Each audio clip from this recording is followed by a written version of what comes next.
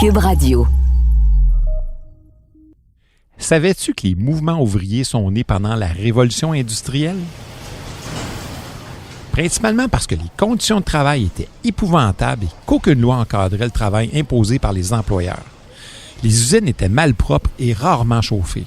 En plus, les machines n'étaient pas sécuritaires. Elles blessaient et même tuaient des centaines de travailleurs chaque année. Comme disait le célèbre syndicaliste Michel Chartrand, « On travaille pour gagner sa vie, pas pour la perdre. »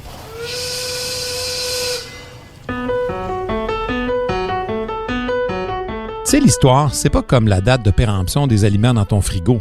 Tu vas pas te transformer en monstre si t'en manges un peu. Et bien souvent, tu te rends compte que ça peut être bien le fun. Ici Martin Landry, je suis professeur d'histoire. T'écoutes le balado Passé date.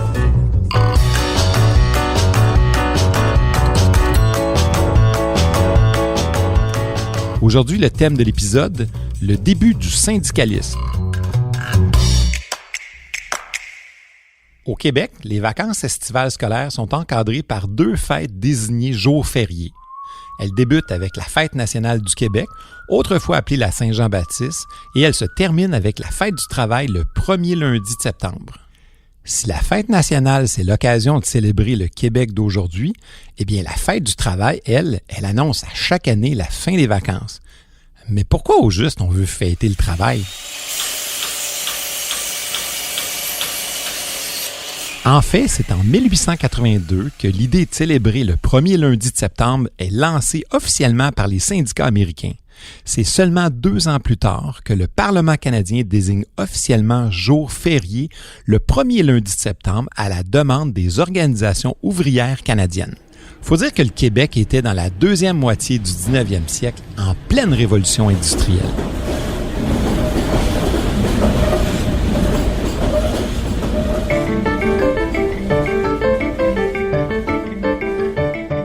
Le but des premiers regroupements de travailleurs, c'était tout simplement d'améliorer les conditions de travail des ouvriers. À partir des années 1840, un premier mouvement d'industrialisation se dessine sur les bords du canal Lachine à Montréal.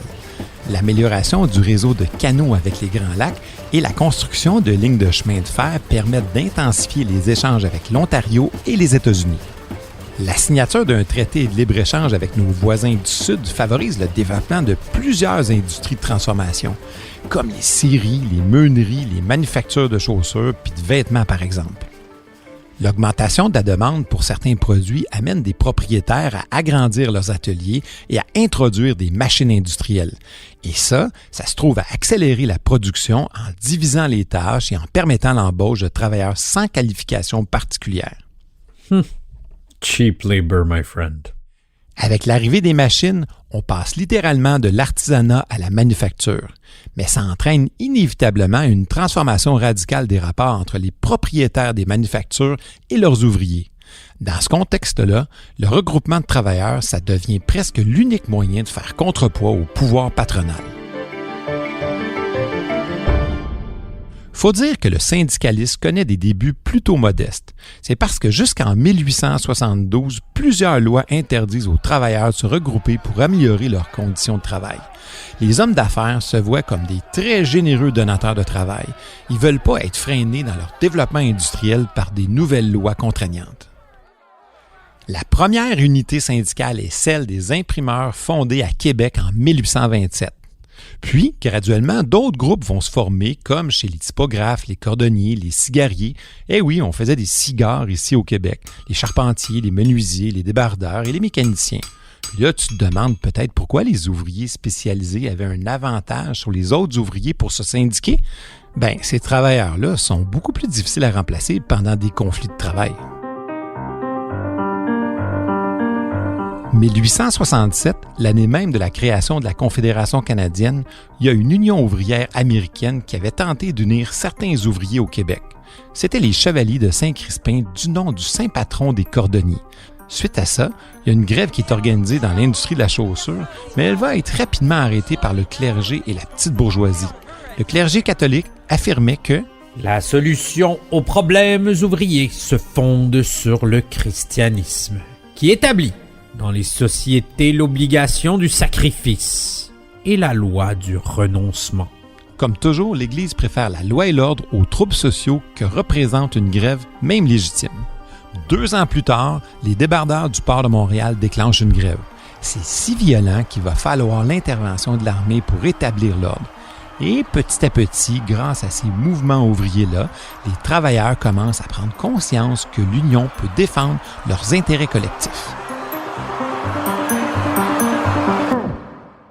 L'année 1872 marque une étape importante dans l'histoire du mouvement ouvrier canadien. Cette année-là, suite à une condamnation des chefs du syndicat des typographes de Toronto pour avoir déclenché une grève, le premier ministre du Canada, John A. Macdonald, fait adopter une loi. La loi dit que ce n'est pas un acte de conspiration que de former un syndicat. Bon, c'est un pas dans la bonne direction, mais il va falloir attendre encore quand même une vingtaine d'années avant que les tribunaux reconnaissent véritablement la légitimité des syndicats et que les patrons négocient de bonne foi. Ce qu'on voit souvent, c'est qu'en période de ralentissement de l'activité économique, le nombre de syndicats baisse, alors qu'en période de prospérité, ils connaissent une croissance. Par exemple, après la crise économique de 1873-1878, le Canada connaît une période d'expansion économique qui se traduit par une forte croissance du nombre de syndicats. Début 1880, on en compte 22 et à la fin de la décennie, on en compte déjà 91. À la fin du 19e siècle, l'augmentation du nombre d'ouvriers et d'ouvrières dans les villes est en pleine expansion et ça entraîne aussi un nombre croissant d'arrêts de travail.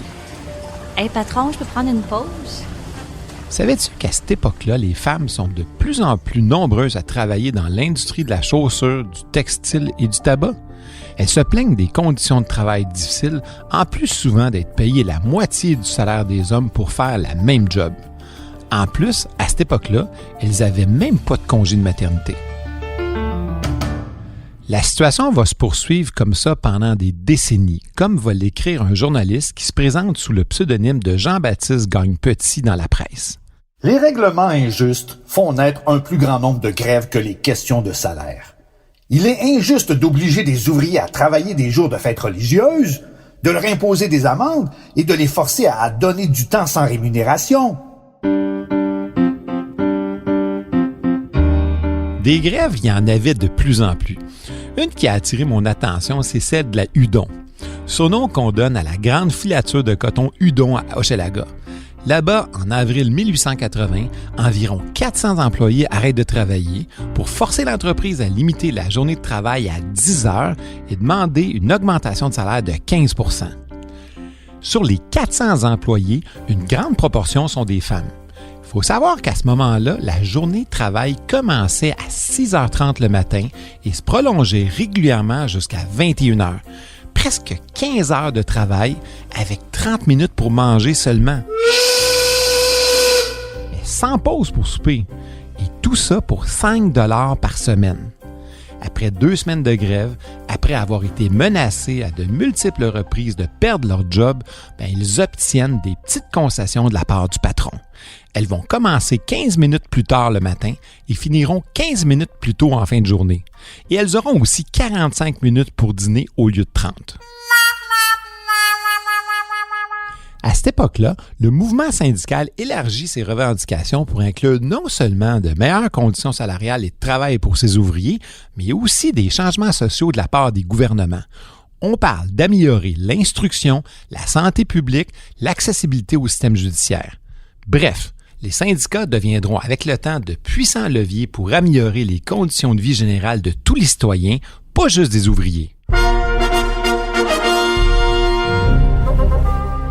Tu as déjà entendu parler des Chevaliers du Travail? C'est une grosse organisation syndicale qui vient des États-Unis.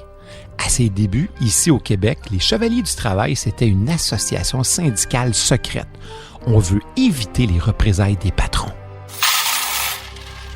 À la fin des années 1880, les Chevaliers du Travail comptent environ 45 regroupements d'ouvriers dans la belle province. Comme tout syndicat, les membres doivent payer une cotisation pour en faire partie. C'est 1 $ de droit d'entrée et 10 cents par mois ensuite. On parle d'une somme quand même importante pour le maigre budget d'un ouvrier de l'époque. La solidarité des travailleurs faisait peur à certains hommes de pouvoir de la société. C'est dans cet esprit-là que Monseigneur Taschereau, l'archevêque de Québec, condamne les actions de la présence des chevaliers du travail ici au Québec. Malgré la pression des patrons et du clergé pour qu'ils déguerpissent, les chevaliers du travail vont être présents dans le mouvement ouvrier québécois jusqu'à la fin du 19e siècle. Les nouvelles conditions de travail et le rythme de production industrielle imposés par les entreprises vont créer énormément d'abus. Pour freiner ces abus-là, les centrales syndicales vont réclamer des interventions de l'État. Les centrales syndicales souhaitaient que le gouvernement impose des conditions minimales de travail. Leurs réclamations comprenaient l'interdiction du travail des enfants de moins de 14 ans, la limitation à 8 heures par journée de travail pour les femmes et les enfants et la mise en place de mesures de sécurité au travail. Finalement, le gouvernement du Québec va céder aux pressions des milliers d'ouvriers et va adopter en 1885 une première loi ouvrière, l'Acte des manufactures. Elle fixe le temps de travail pour les femmes et les enfants à 60 heures par semaine et à 72 heures pour les hommes. Aujourd'hui, en comparaison, on parle d'une semaine de travail de 35 à 40 heures. C'est dire comment les choses ont évolué.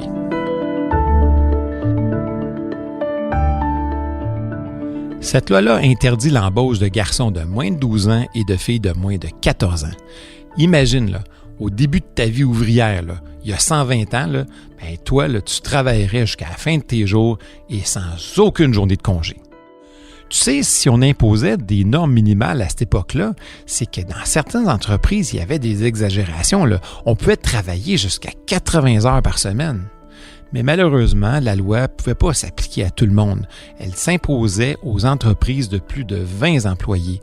Et aussi, il faut savoir qu'il y avait seulement 3 inspecteurs pour faire respecter la loi sur tout le territoire du Québec. En fait, il faut savoir que jusqu'à la fin du 19e siècle, l'État québécois intervient que très timidement sur le plan des lois ouvrières, ce qui fait que les syndicats ont dû poursuivre leurs actions encore bien longtemps.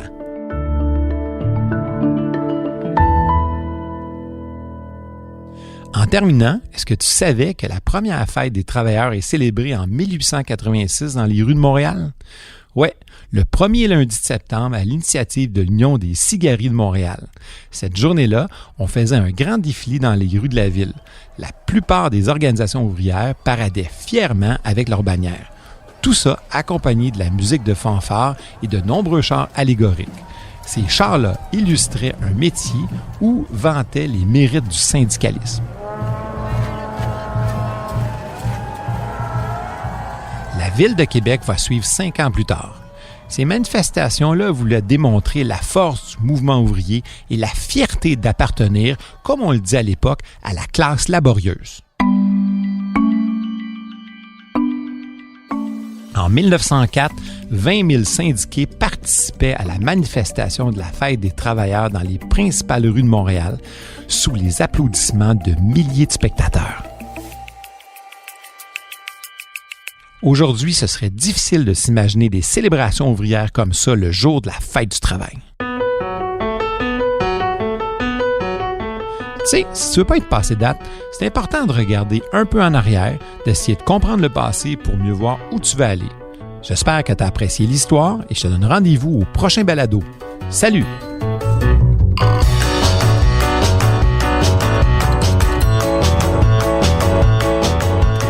À la recherche historique, Raymond Bédard et moi-même Martin Landry. Au montage, Philippe Séguin. À la réalisation, Anne-Sophie Carpentier. Un merci spécial à Mario Bissonnette et Nicolas Théoret. Diffusé en collaboration avec la Société des professeurs d'histoire du Québec, ce balado est une production de Montréal en Histoire et de Cube Radio.